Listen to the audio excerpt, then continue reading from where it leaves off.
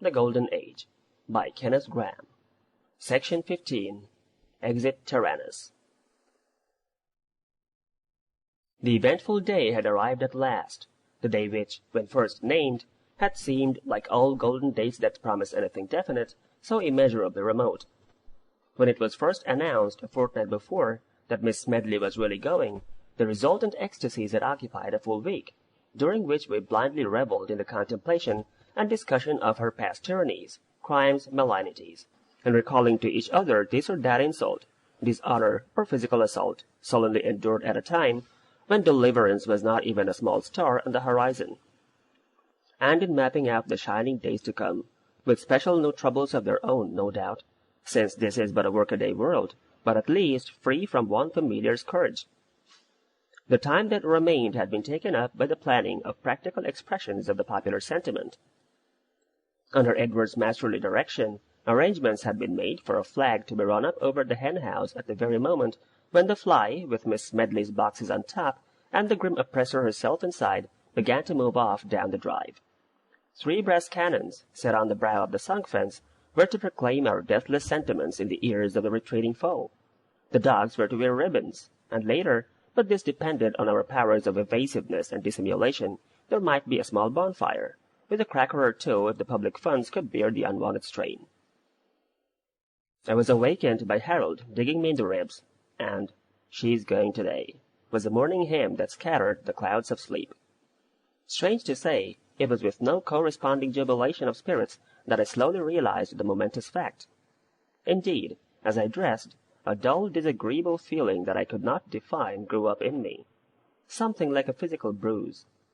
Harold was evidently feeling it too, for after repeating "She's going today" in a tone more befitting the litany, he looked hard in my face for direction as to how the situation was to be taken, but I crossly bade him look sharp and say his prayers and not bother me.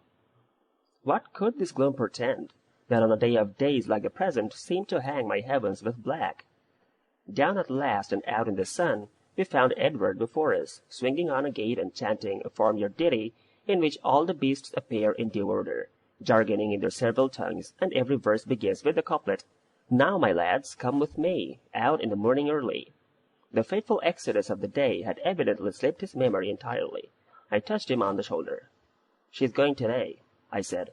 Edward's carol subsided like a water tap turned off. "So she is," he replied, and got down at once off the gate, and we returned to the house without another word. At breakfast Miss Smedley behaved in a most mean and uncalled for manner. The right divine of governesses to govern wrong includes no right to cry. In thus usurping the prerogative of their victims, they ignored the rules of the ring, and hit below the belt. Charlotte was crying, of course, but that counted for nothing. Charlotte even cried when the pigs' noses were ringed in due season, thereby evoking the cheery contempt of the operators, who asserted they liked it, and doubtless knew.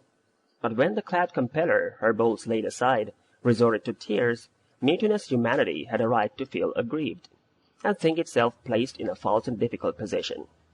What would the Romans have done, supposing Hannibal had cried? History has not even considered the possibility. Rules and precedents should be strictly observed on both sides.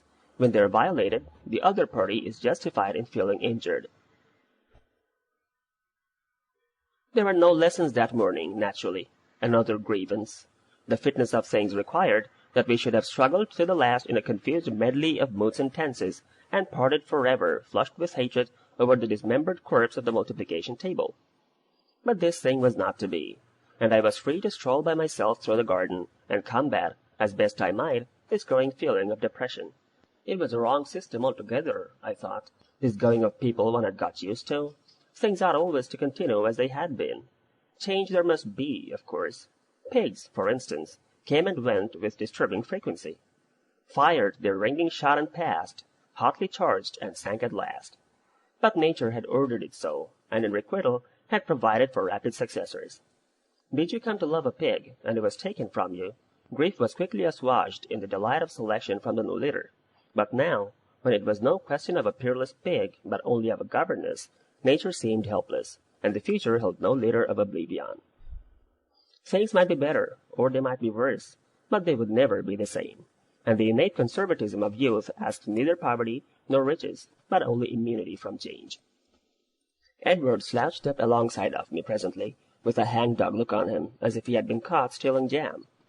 "What a lark it'll be when she's really gone," he observed with a swagger obviously assumed. "Grand fun," I replied dolorously, and conversation flagged. We reached the hen house, and contemplated the banner of freedom lying ready to flaunt the breezes at the supreme moment. "Shall you run it up," he asked, "when the fly starts, or wait a little till it's out of sight?" Edward gazed round him dubiously. "We're going to have some rain, I think," he said. And it's a new flag. It would be a pity to spoil it. Perhaps I won't run it up at all." Harold came round the corner like a bison pursued by Indians. "I polished up the cannons," he cried, "and they look grand. Mayn't I load 'em now?" "You leave 'em alone," said Edward severely, "or you'll be blowing yourself up." Consideration for others was not usually Edward's strong point. Don't touch the gunpowder till you're told, or you'll get your head smacked. Harold fell behind, limp, squashed, obedient. "She wants me to write to her," he began presently. "Says she doesn't mind the spelling, if I'll only write. Fancy her saying that!" "Oh, shut up, will you?" said Edward savagely. And once more we were silent, with only our thoughts for sorry company. "Let's go off to the copse," I suggested timidly, feeling that something had to be done to relieve the tension, "and cut more new bows and arrows." "She gave me a knife my last birthday," said Edward moodily, never budging. "It wasn't much of a knife, but I wish I hadn't lost it." "Then my legs used to ache," I said. "She sat up half the night rubbing stuff on them. I forgot all about that till this morning." "There's the fly!" cried Harold suddenly. "I can hear it crunching on the gravel." Then for the first time we turned and stared each other in the face. The fly and its contents had finally disappeared through the gate. The rumble of its wheels had died away.